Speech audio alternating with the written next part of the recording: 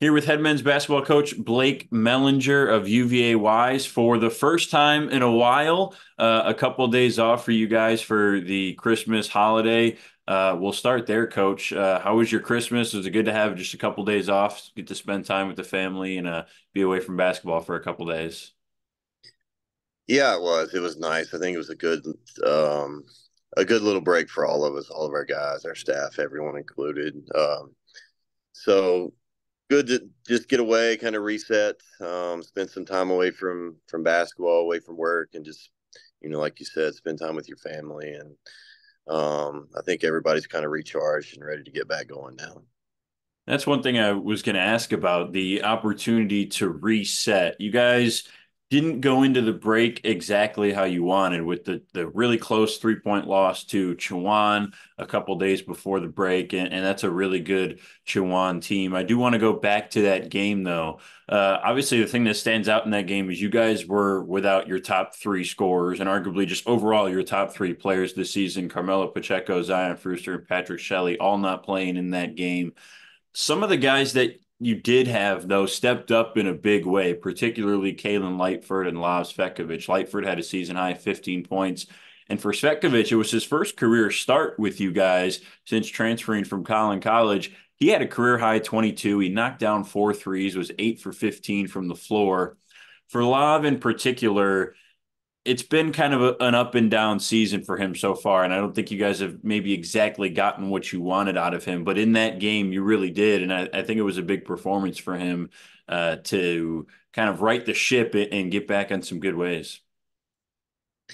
Yeah, I think more than anything, it just gave him some confidence. Like we've seen it in practice all along, and we just felt like it was just a matter of time before it kind of clicked and translated into a game. And I think it finally did that against Shawan. So hopefully he's able to take some confidence from that performance and kind of propel himself through the rest of the season.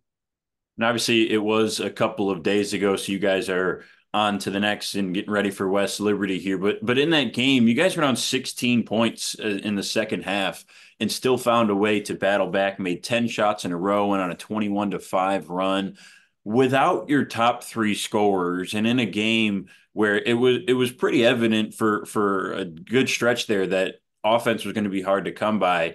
How redeeming is it to see your team battle back in a tough game like that and find a way to at least keep it close and even take the lead late?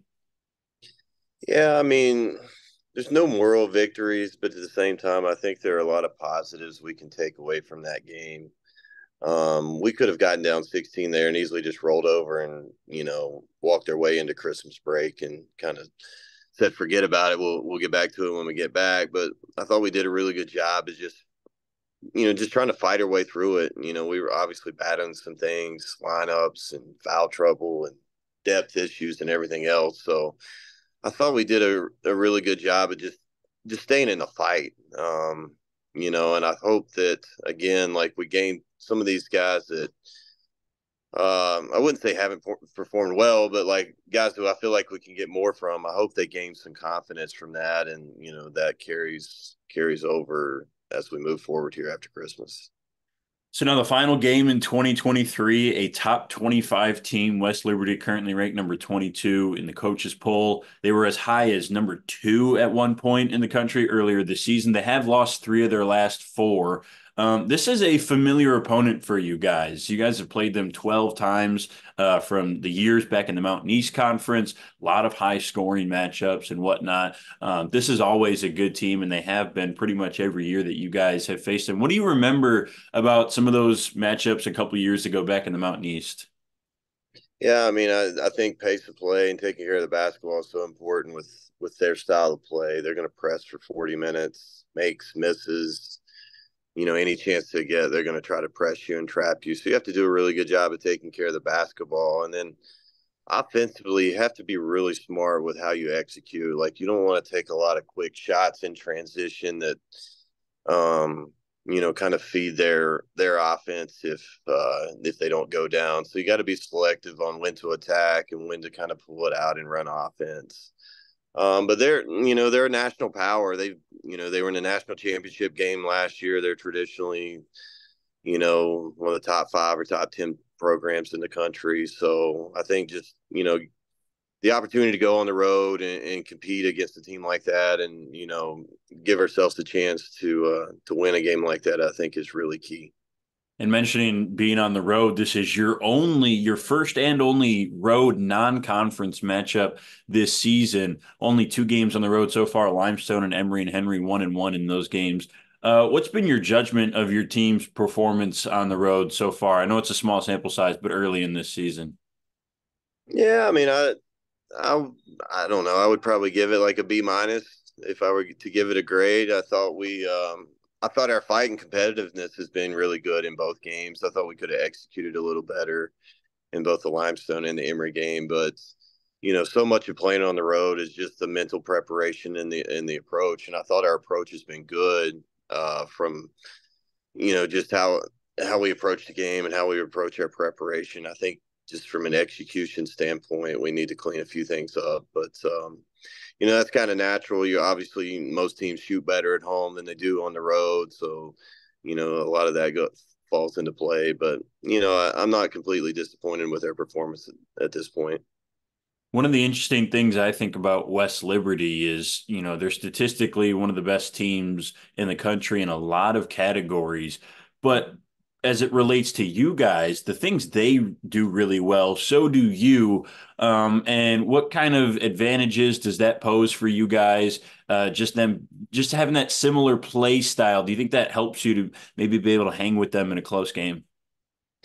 Yeah, I think the fact that we can score. I mean, anytime you like to give your chances to give yourself a chance to beat them, you have to be able to score the ball. Because no matter like how good or bad they play on the offensive end, they're still going to score 80, 90 points. Like you look at their box scores all throughout the course of the season. I don't think anybody's held them under 90, maybe one game. I can't remember. It seems like Charleston, they were in the mid 80s or something. But, you got to be able to score to beat them and, hopefully just find a way to slow them down a little bit on the offensive end where they have to play against a set defense, the majority of the time. And a big key to that, again, I think is like not letting them turn you over. If you can limit turnovers, because so much of their press and so much of their offense is generated off of turning over their opponents and creating easy baskets for themselves. If you can, get in a situation where you make them play against a set defense on their offensive end, and I think you've got a real advantage.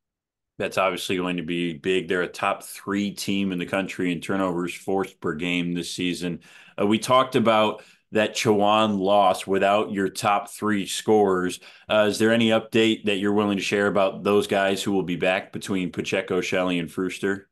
Yeah, I mean, Pacheco is doubtful. I think Shelley, we're looking at probably another week or two, and then Firster will be back. Ron Uka, he'll be back also. He went out. He went down. I think it's like 5 minutes into the game with an ankle against Shawan. So we'll have a couple guys back. Still a couple guys who are going to be out another few days. But we're in much better circumstances than we were against Shawan there. A week and a half ago. Obviously, every team's got to deal with injuries and guys missing. It's just a part of the game, throughout the course of a season. But it seems like, in particular, for your team, it's been a weird hodgepodge of different starting lineups and combinations, whether by choice or by necessity this season. How much more difficult does that make your job and just the team's kind of chemistry and growth overall? You guys have had 6 different starting lineups. I think that'll be a 7th different iteration on Saturday against West Liberty. Just how much harder does that make your job in this season for the team?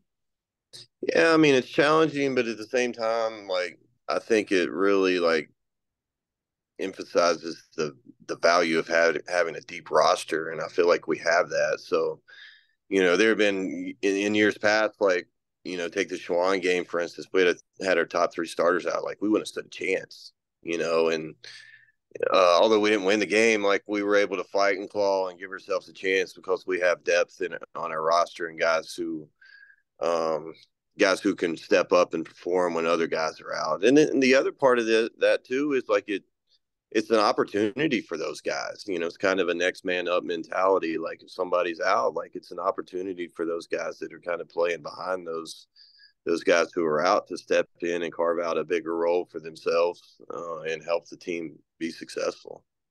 This is your second top 25 opponent this season. The first one was North Georgia, and that was a really good game for you guys. Close the whole way. They kind of pulled away late. You mentioned a few of them already, but just what are some keys to a victory and going on the road and knocking off a top 25 team in West Liberty? Yeah, I think first and foremost is taking care of the basketball. Like, we've got to limit our turnovers, particularly live ball turnovers, because again, like that's kind of what fuels their offense. And anything we can do to make them play against a set defense on their offensive end, I think is going to be key. And then, we've got to execute offensively ourselves. So we got to score the ball. We've got to take advantage of situations and attack them, make them guard us. And, I think if we do that, we'll have a chance. Well, fans, that game is Saturday, December 30th at 4 p.m. Blake, best of luck to you on the road. We'll see you back home and hope you guys can pick up a win. All right. Thank you.